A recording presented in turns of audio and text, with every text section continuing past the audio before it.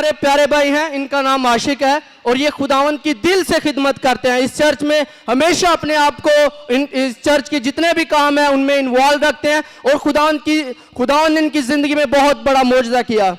ये पाकिस्तान जाना चाहते थे लेकिन इनकी जो ऑर्गेनाइजेशन है वो इनको छुट्टी नहीं थी दे रही, इनकी छुट्टी अप्रूव नहीं थी हो रही।